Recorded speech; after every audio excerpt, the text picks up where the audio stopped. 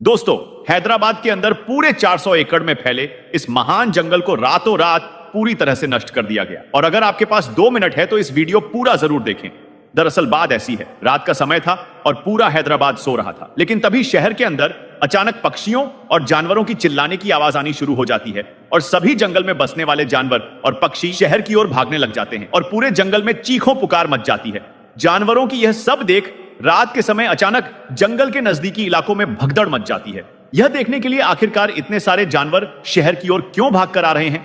लेकिन अभी भी हैदराबाद के शहरी इस चीज से बेखबर थे कि सरकार 400 एकड़ में पहले इस महान जंगल को रातों रात पूरी तरह से नष्ट कर रही है। और जैसे ही सुबह हुआ तो जंगल के नजदीकी लोगों ने देखा पूरा जंगल साफ हो चुका था, यानी कि उस पूरे घने जंगल को रातों रात पूरी तरह से नष्ट कर दिया गया और हजारों की तादाद में जंगली पक्षियों की और साथ में हिरण इस दुनिया को छोड़कर जा चुके हैं। यह सब देख जंगल के आसपास रहने वाले लोगों में गुस्सा फूट गया। आसपास के लोग विरोध प्रदर्शन करना शुरू कर देते हैं, क्योंकि यहाँ हैरान कर देने वाली बात यह है, जब जंगल को काटा जा रहा था उस समय जानवरों की चीजों पुकार की आवाज आ रही थी, जैसे कि उन जानवरों पर बुलडोजर चलाया जा रहा हो। और आसपास के लोगों का तो यहां तक कहना है मोर, हिरण और साथ में जंगल में रहने वाले बड़े जानवर जैसे कि हाथी और शेर जोर जोर से चिल्ला रहे थे। यह सब देख पहले तो हम कुछ समझ नहीं पाए, लेकिन जैसे ही हमने सुबह होकर देखा तो हमारे पांव के नीचे की जमीन खिसक गई और हमारी आंखें फटी रह गई, क्योंकि एक नहीं, दो नहीं, बल्कि जंगल में बसने वाले हजारों साथी इस दुनिया को छोड़कर जा चुके थे।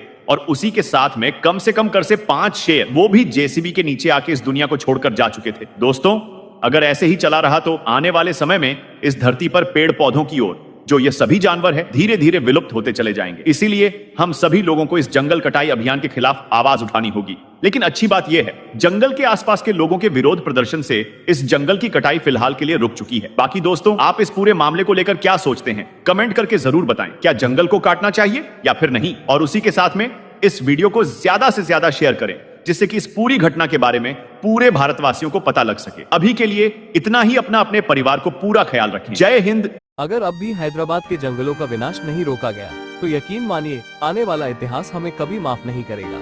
हैदराबाद यूनिवर्सिटी के हरे भरे जंगलों को विकास के नाम पर उजाड़ा जा रहा है। 400 एकड़ में फैले इस प्राकृतिक घर को बुलडोजर रौंद रहे हैं।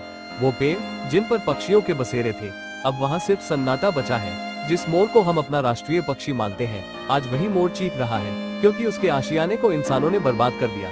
जानवर बोल नहीं सकते, लेकिन जब वो रोते हैं तो समझ लीजिए कि हमने हद पार कर दी है। वो तभी रोते हैं जब उन्हें दर्द होता है।